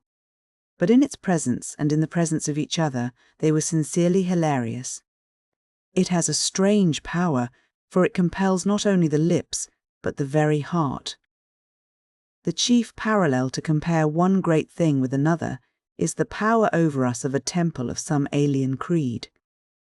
Standing outside, we deride or oppose it, or at the most feel sentimental. Inside, though the saints and gods are not ours, we become true believers in case any true believer should be present. So it was that after the gropings and the misgivings of the afternoon, they pulled themselves together and settled down to a very pleasant tea party. If they were hypocrites, they did not know it, and their hypocrisy had every chance of setting and of becoming true. Anne, putting down each plate as if it were a wedding present, stimulated them greatly. They could not lag behind that smile of hers which she gave them ere she kicked the drawing-room door. Mr. Beebe chirruped. Freddie was at his wittiest, referring to Cecil as the fiasco, family-honoured pun on fiancé. Mrs. Honeychurch, amusing and portly, promised well as a mother-in-law. As for Lucy and Fiesole, for whom the temple had been built, they also joined in the merry ritual, but waited, as earnest worshippers should, for the disclosure of some holier shrine of joy. Chapter 9. Lucy as a work of art. A few days after the engagement was announced, Mrs. Honeychurch made Lucy and her fiasco come to a little garden party in the neighbourhood, for naturally she wanted to show people that her daughter was marrying a presentable man. Cecil was more than presentable. He looked distinguished, and it was very pleasant to see his slim figure keeping step with Lucy and his long, fair face responding when Lucy spoke to him. People congratulated Mrs. Honeychurch, which is, I believe, a social blunder, but it pleased her, and she introduced Cecil rather indiscriminately to some stuffy dowagers. At tea a misfortune took place. A cup of coffee was upset over Lucy's figured silk, and though Lucy feigned indifference, her mother feigned nothing of the sort but dragged her indoors to have the frock treated by a sympathetic maid. They were gone some time, and Cecil was left with the dowagers. When they returned he was not as pleasant as he had been. "Do you go to much of this sort of thing?" he asked when they were driving home. "Oh, now and then," said Lucy, who had rather enjoyed herself. "Is it typical of country society?" "I suppose so. Mother, would it be?" "Plenty of society," said Mrs. Honeychurch, who was trying to remember the hang of one of the dresses. Seeing that her thoughts were elsewhere, Cecil bent towards Lucy and said, "To me it seemed perfectly appalling, disastrous, portentous. I am so sorry that you were stranded. Not that, but the congratulations. It is so disgusting, the way an engagement is regarded as public property, a kind of waste place where every outsider may shoot his vulgar sentiment. All those old women smirking. One has to go through it, I suppose.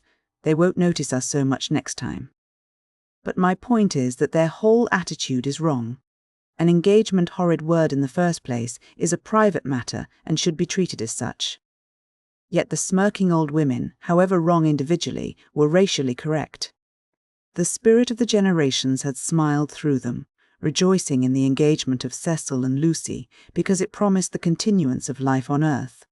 To Cecil and Lucy it promised something quite different, personal love.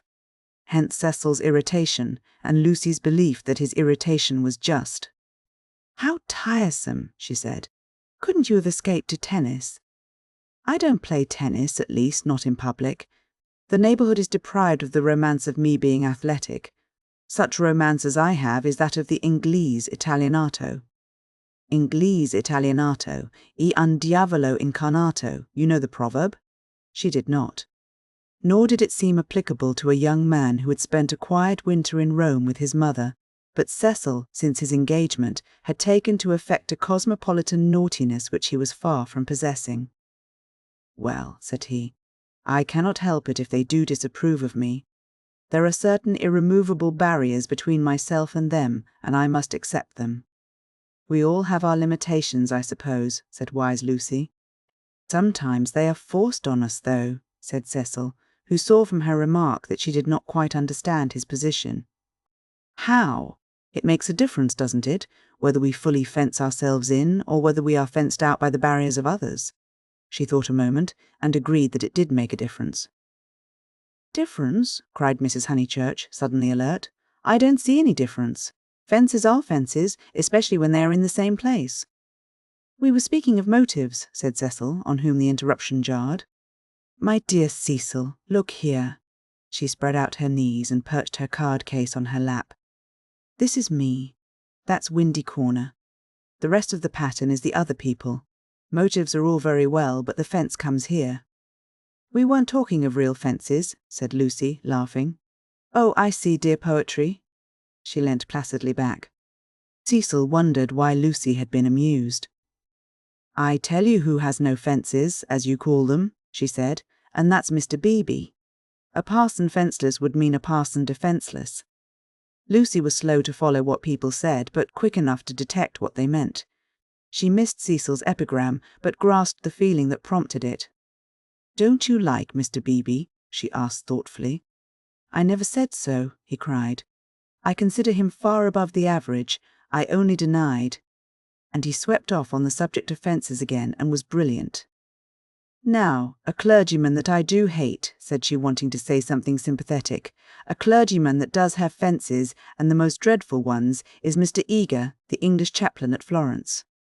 He was truly insincere, not merely the manner unfortunate. He was a snob, and so conceited, and he did say such unkind things. What sort of things? There was an old man at the Bertolini whom he said had murdered his wife. Perhaps he had. No. Why no? He was such a nice old man, I'm sure. Cecil laughed at her feminine inconsequence. Well, I did try to sift the thing. Mr. Eager would never come to the point.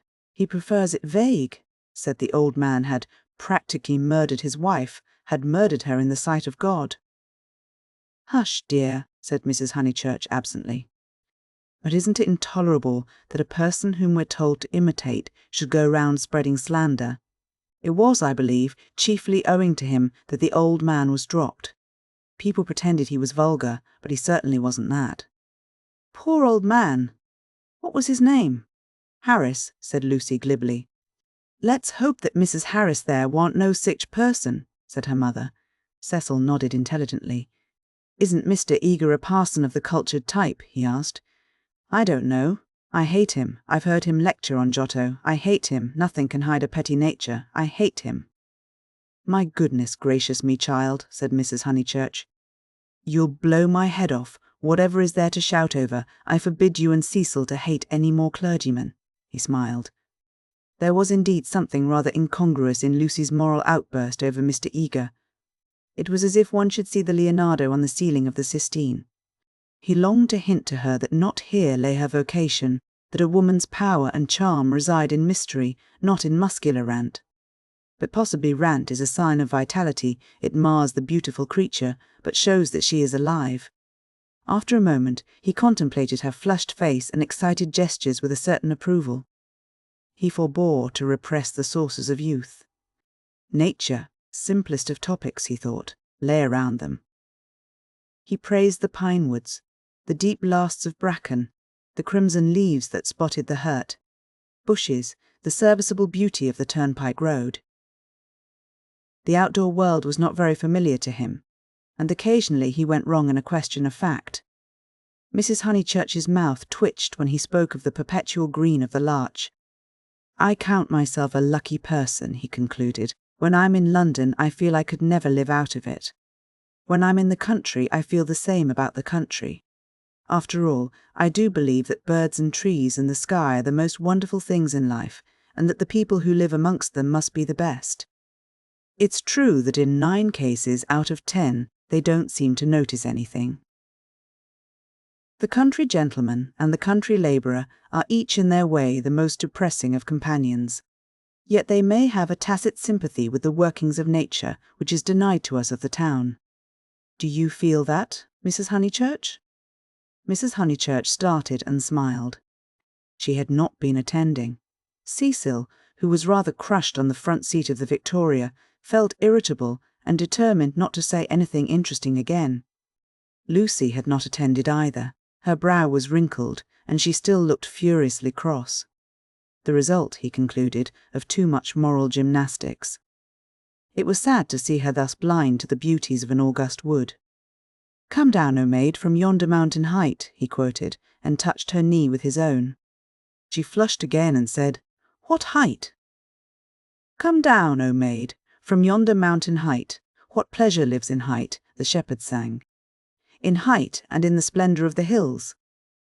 Let us take Mrs. Honeychurch's advice and hate clergymen no more. What's this place?" "Summer Street, of course," said Lucy, and roused herself. And the woods had opened to leave space for a sloping triangular meadow. Pretty cottages lined it on 2 sides, and the upper and third side was occupied by a new stone church, expensively simple, a charming shingled spire. Mr. Beebe's house was near the church. In height it scarcely exceeded the cottages. Some great mansions were at hand, but they were hidden in the trees. The scene suggested a Swiss Alp rather than the shrine and centre of a leisured world, and was marred only by 2 ugly little villas. the villas that had competed with Cecil's engagement, having been acquired by Sir Harry Otway the very afternoon that Lucy had been acquired by Cecil. Sissy was the name of one of these villas, Albert of the other. These titles were not only picked out in shaded Gothic on the garden gates, but appeared a second time on the porches, where they followed the semicircular curve of the entrance arch in block capitals. Albert was inhabited. His tortured garden was bright with geraniums and lobelias and polished shells. His little windows were chastely swathed in Nottingham lace. Sissy was to let. 3 notice, boards belonging to Dorking agents, lolled on her fence and announced the not surprising fact. Her paths were already weedy, her pocket handkerchief of a lawn was yellow with dandelions. "The place is ruined," said the ladies mechanically. "Summer Street will never be the same again." As the carriage passed, Sissy's door opened and a gentleman came out of her. "Stop," cried Mrs. Honeychurch, touching the coachman with her parasol. "Here's Sir Harry. Now we shall know. Sir Harry, pull those things down at once." Sir Harry Otway, who need not be described, came to the carriage and said, "Mrs. Honeychurch, I meant to. I really can't turn out Miss Flack. Am I not always right? She ought to have gone before the contract was signed. Does she still live rent-free, as she did in her nephew's time? But what can I do?" He lowered his voice. "An old lady, so very vulgar, and almost bedridden." "Turn her out," said Cecil bravely. Sir Harry sighed and looked at the villas mournfully. He had had full warning of Mr. Flack's intentions, and might have bought the plot before building commenced, but he was apathetic and dilatory. He had known Summer Street for so many years that he could not imagine it being spoilt. Not till Mrs. Flack had laid the foundation stone, and the apparition of red and cream brick began to rise, did he take alarm. He called on Mr. Flack, the local builder, a most reasonable and respectful man, who agreed that tiles would have made more artistic roof, but pointed out that slates were cheaper.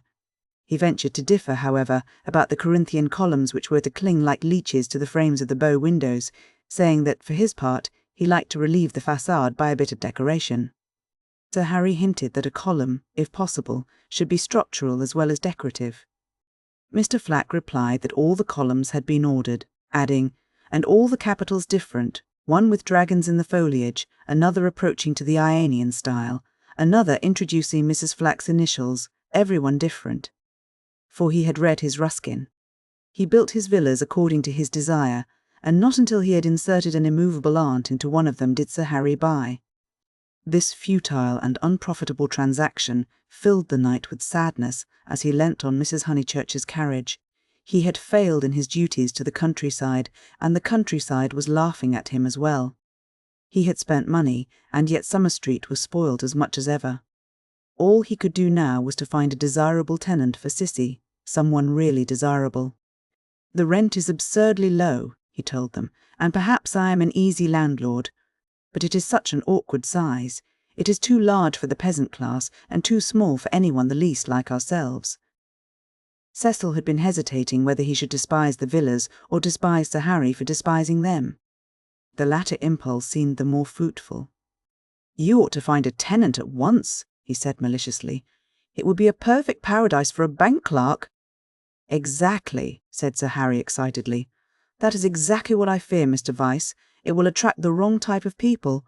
The train service has improved, a fatal improvement to my mind. And what are 5 miles from a station in these days of bicycles? Rather a strenuous clerk it would be," said Lucy. Cecil, who had his full share of medieval mischievousness, replied that the physique of the lower middle classes was improving at a most appalling rate. She saw that he was laughing at their harmless neighbour, and roused herself to stop him. "Sir Harry," she exclaimed, "I have an idea. How would you like spinsters?"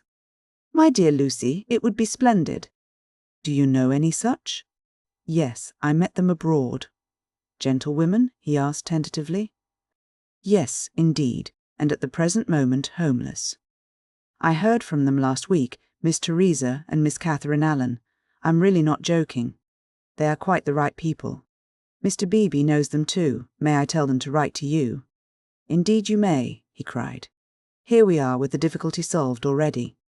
How delightful it is! Extra facilities. Please tell them they shall have extra facilities, for I shall have no agents' fees. Oh, the agents, the appalling people they have sent me. One woman, when I wrote, a tactful letter, you know, asking her to explain her social position to me, replied that she would pay the rent in advance. As if one cares about that, and several references I took up were most unsatisfactory, people swindlers or not respectable. And oh, the deceit! I have seen a good deal of the seamy side this last week, the deceit of the most promising people. My dear Lucy, the deceit, she nodded. My advice, put in Mrs. Honeychurch, is to have nothing to do with Lucy and her decayed gentlewoman at all. I know the type. Preserve me from people who have seen better days, and bring heirlooms with them that make the house smell stuffy. It's a sad thing, but I'd far rather let to someone who is going up in the world than to someone who has come down. I think I follow you, said Sir Harry, but it is, as you say, a very sad thing. The Mrs. Allen aren't that, cried Lucy. Yes, they are, said Cecil.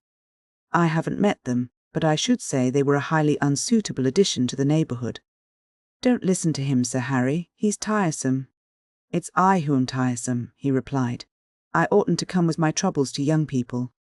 But really I am so worried, and Lady Otway will only say that I cannot be too careful, which is quite true, but no real help. Then may I write to my Mrs. Allen? Please. But his eye wavered when Mrs. Honeychurch exclaimed, Beware! They are certain to have canaries. Sir Harry, beware of canaries. They spit the seed out through the bars of the cages, and then the mice come. Beware of women altogether. Only let to a man. Really, he murmured gallantly, though he saw the wisdom of her remark. Men don't gossip over teacups. If they get drunk, there's an end of them. They lie down comfortably and sleep it off. If they're vulgar, they somehow keep it to themselves. It doesn't spread so. Give me a man, of course, provided he's clean. Sir Harry blushed. Neither he nor Cecil enjoyed these open compliments to their sex. Even the exclusion of the dirty did not leave them much distinction. He suggested that Mrs. Honeychurch, if she had time, should descend from the carriage and inspect Cissy for herself. She was delighted. Nature had intended her to be poor and to live in such a house. Domestic arrangements always attracted her, especially when they were on a small scale. Cecil pulled Lucy back as she followed her mother. Mrs. Honeychurch, he said, what if we two walk home and leave you? Certainly, was her cordial reply. Sir Harry likewise seemed almost too glad to get rid of them. He beamed at them knowingly, said, Aha! Young people, and then hastened to unlock the house.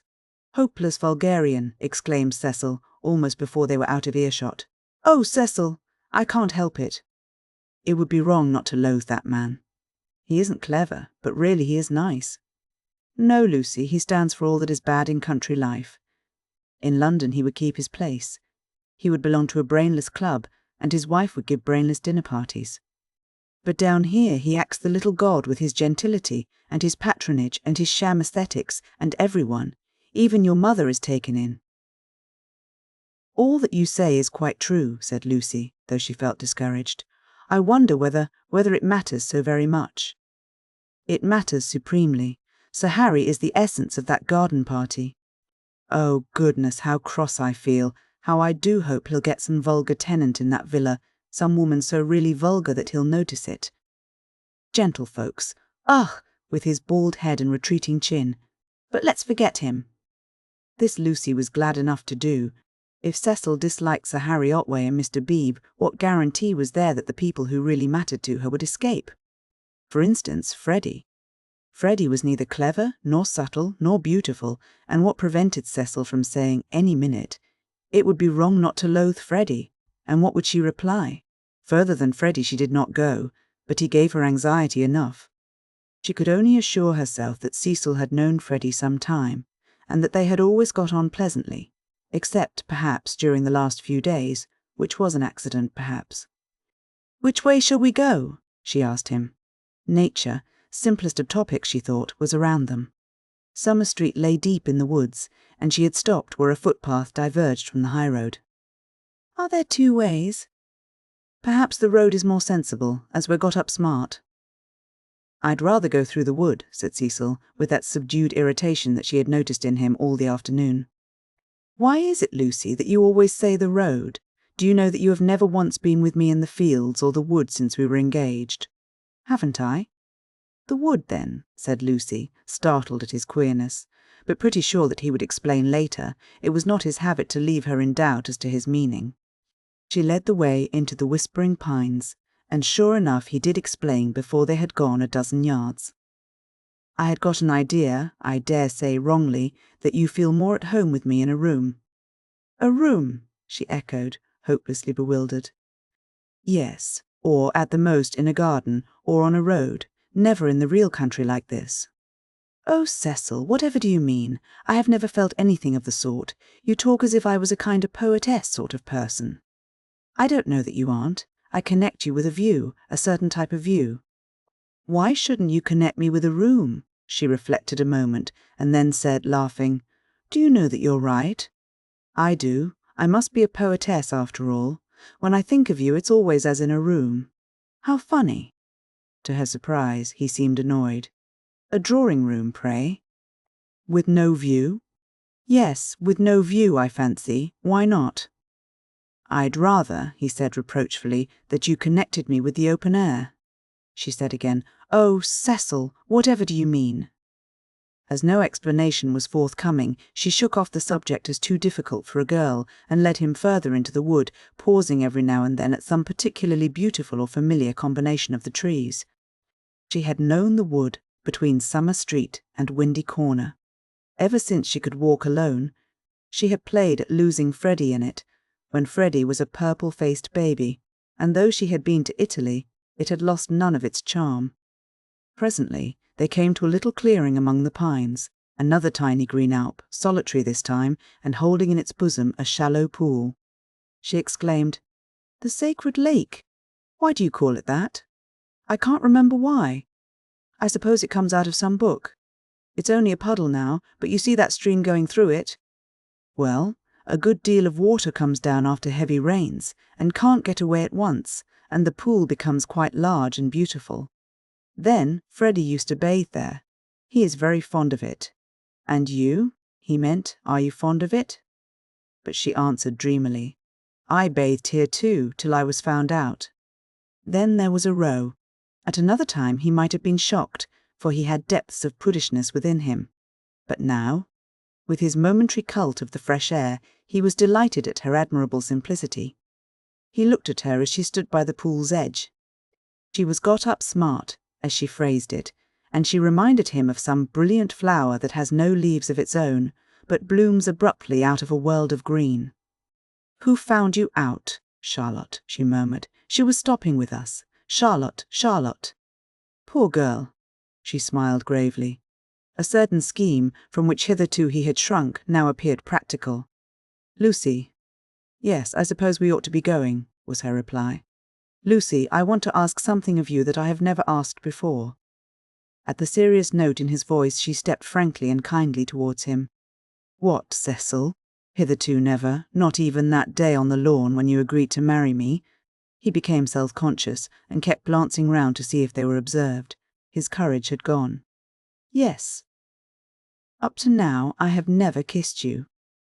She was as scarlet as if he had put the thing most indelicately. No more you have, she stammered. Then I ask you, may I now?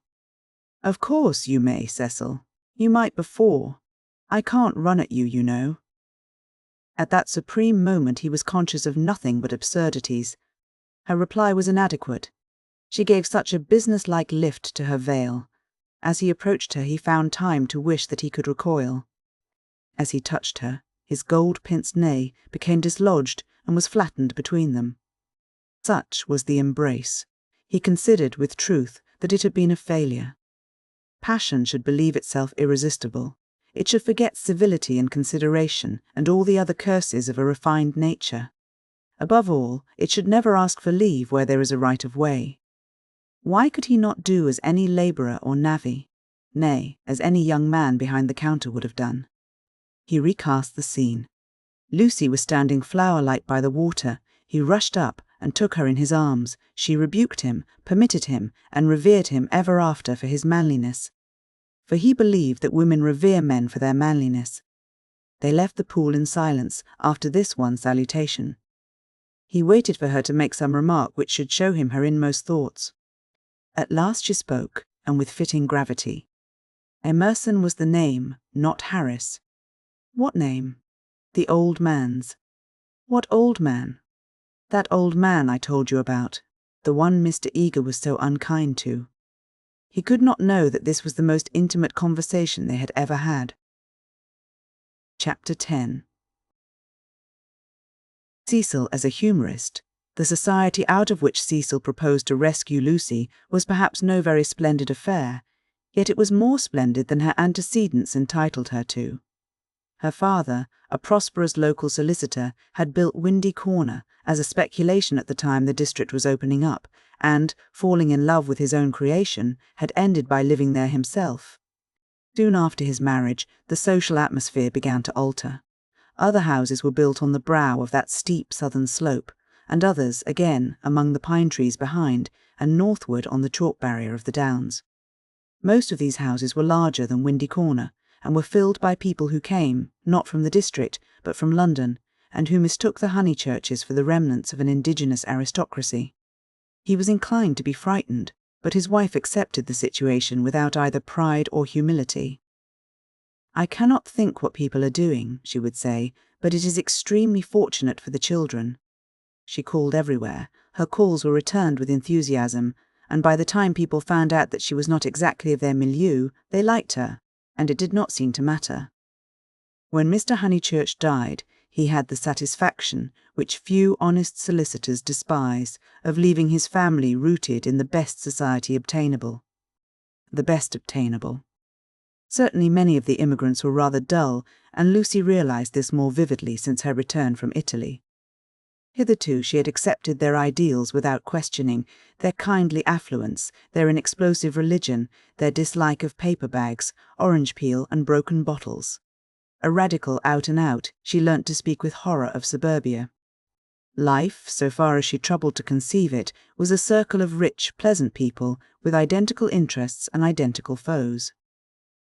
In this circle, one thought, married, and died. Outside it were poverty and vulgarity forever trying to enter, just as the London fog tries to enter the pine woods pouring through the gaps in the northern hills. But, in Italy, where anyone who chooses may warm himself in equality, as in the sun, this conception of life vanished. Her senses expanded, she felt that there was no one whom she might not get to like, that social barriers were irremovable, doubtless, but not particularly high. You jump over them just as you jump into a peasant's olive yard in the Apennines, and he is glad to see you. She returned with new eyes. So did Fiesole, but Italy had quickened Fiesole, not to tolerance, but to irritation. He saw that the local society was narrow, but, instead of saying, "Does that very much matter?" he rebelled, and tried to substitute for it the society he called broad. He did not realize that Lucy had consecrated her environment by the 1,000 little civilities that created tenderness in time, and that though her eyes saw its defects, her heart refused to despise it entirely. Nor did he realize a more important point, that if she was too great for this society, she was too great for all society, and had reached the stage where personal intercourse would alone satisfy her. A rebel she was, but not of the kind he understood. A rebel who desired, not a wider dwelling room, but equality beside the man she loved.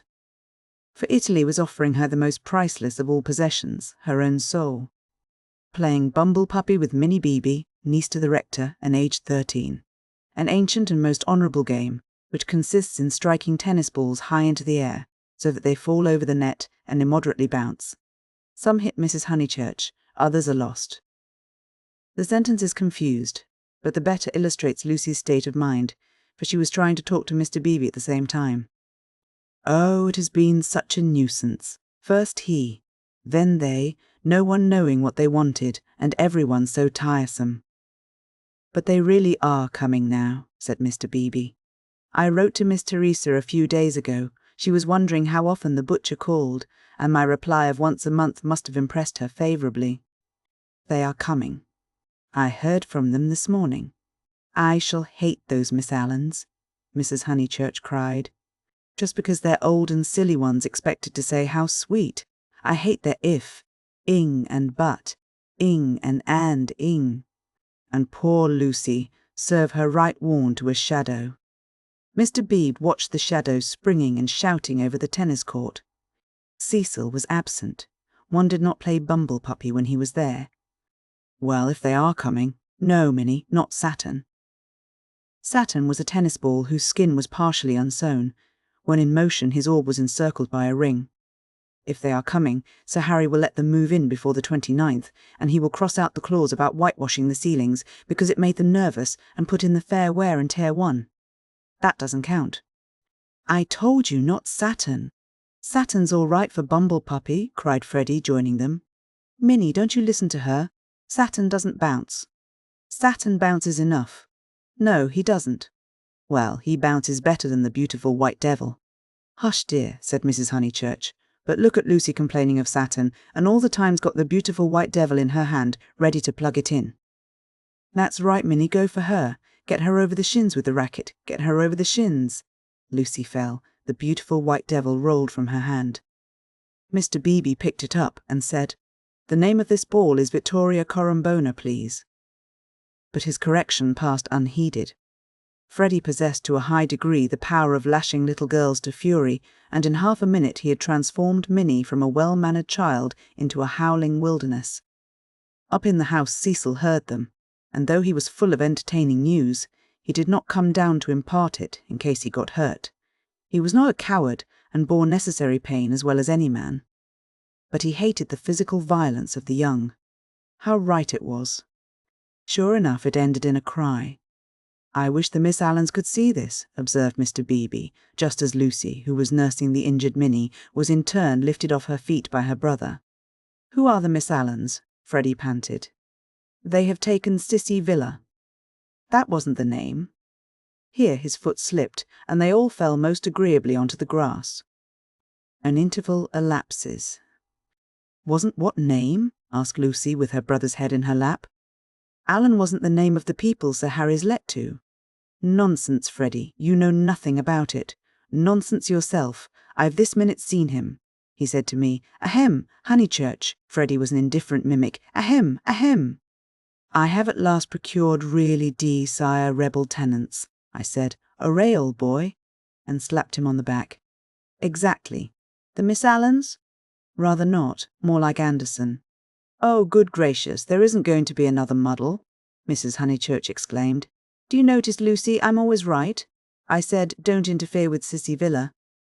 I'm always right. I'm quite uneasy at being always right so often. It's only another muddle of Freddie's. Freddie doesn't even know the name of the people he pretends have taken it instead. Yes, I do. I've got it. Emerson. What name? Emerson. I'll bet you anything you like. What a weathercock Sir Harry is, said Lucy quietly. I wish I had never bothered over it at all. Then she lay on her back and gazed at the cloudless sky. Mr. Beebe, whose opinion of her rose daily, whispered to his niece that that was the proper way to behave if any little thing went wrong. Meanwhile, the name of the new tenants had diverted Mrs. Honeychurch from the contemplation of her own abilities.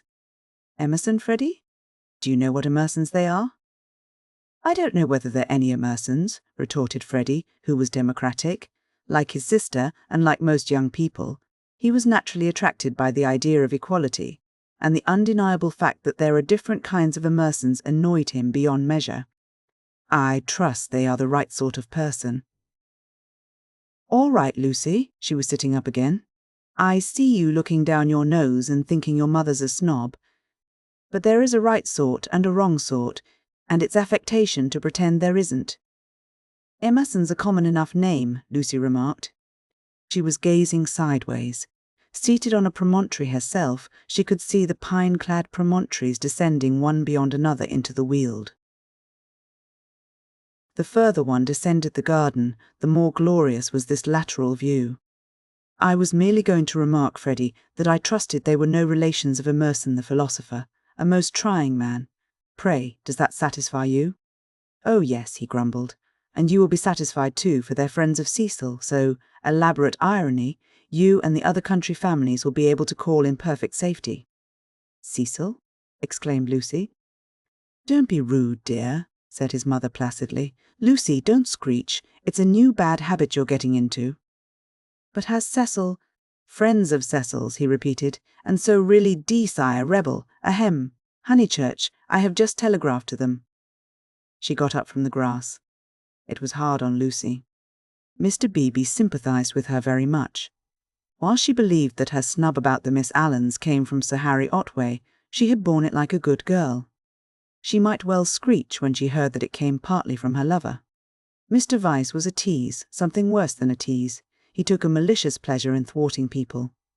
The clergyman, knowing this, looked at Miss Honeychurch with more than his usual kindness. When she exclaimed, "But Cecil's Emersons, they can't possibly be the same ones.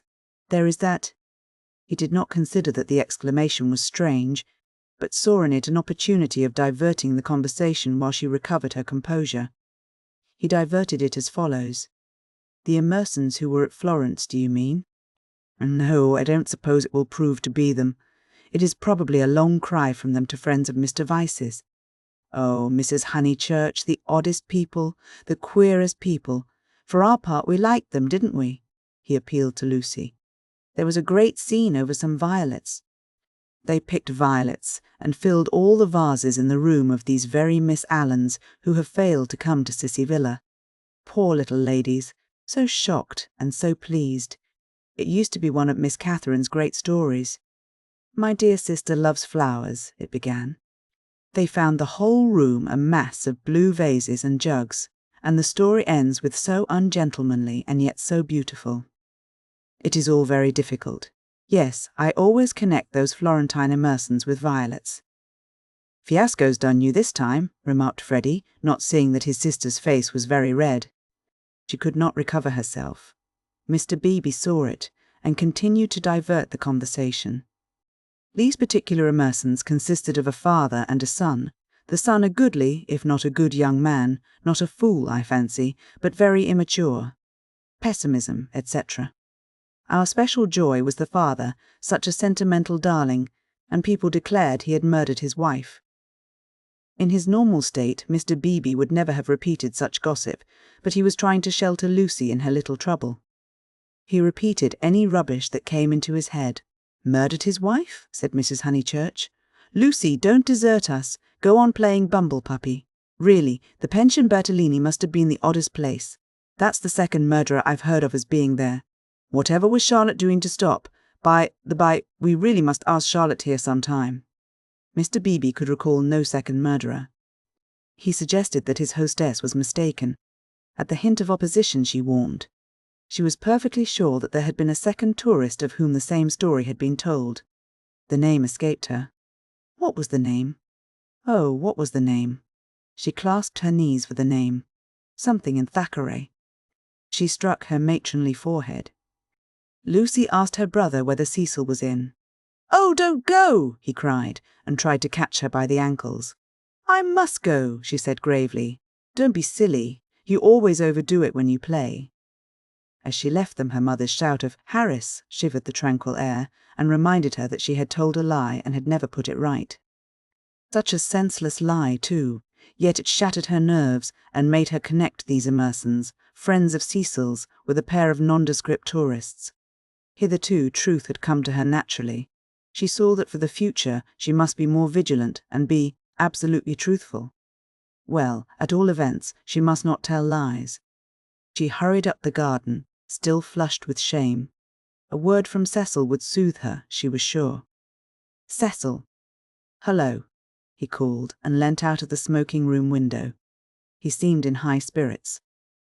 "I was hoping you'd come. I heard you all bear gardening, but there's better fun up here. I, even I, have won a great victory for the comic muse. George Meredith's right.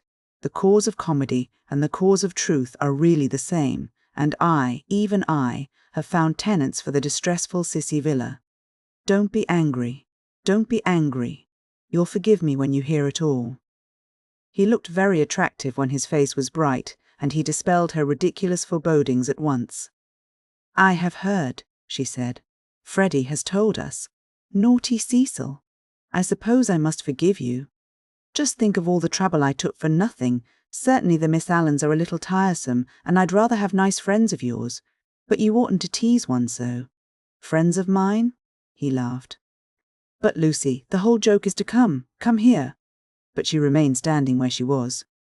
Do you know where I met these desirable tenants? In the National Gallery, when I was up to see my mother last week. What an odd place to meet people, she said nervously. I don't quite understand. In the Umbrian room. Absolute strangers. They were admiring Luca Signorelli, of course, quite stupidly. However, we got talking, and they refreshed me not a little. They had been to Italy. But Cecil proceeded hilariously. In the course of conversation they said that they wanted a country cottage, the father to live there, the son to run down for weekends. I thought, what a chance of scoring off Sir Harry. And I took their address and a London reference, found they weren't actual blackguards, it was great sport, and wrote to him, making out, Cecil, no, it's not fair. I've probably met them before. He bore her down. Perfectly fair. Anything is fair that punishes a snob. That old man will do the neighbourhood a world of good. Sir Harry is too disgusting with his decayed gentlewomen. I meant to read him a lesson sometime. No, Lucy. The classes ought to mix, and before long you'll agree with me. There ought to be intermarriage, all sorts of things. I believe in democracy. No, you don't, she snapped. You don't know what the word means. He stared at her, and felt again that she had failed to be Leonardesque. No, you don't. Her face was inartistic, that of a peevish virago. It isn't fair, Cecil. I blame you. I blame you very much indeed. You had no business to undo my work about the Miss Allens and make me look ridiculous. You call it scoring off Sir Harry, but do you realise that it is all at my expense? I consider it most disloyal of you. She left him. Temper, he thought, raising his eyebrows. No, it was worse than temper snobbishness. As long as Lucy thought that his own smart friends were supplanting the Miss Allens, she had not minded. He perceived that these new tenants might be of value educationally. He would tolerate the father and draw out the son, who was silent. In the interests of the comic muse and of truth, he would bring them to Windy Corner.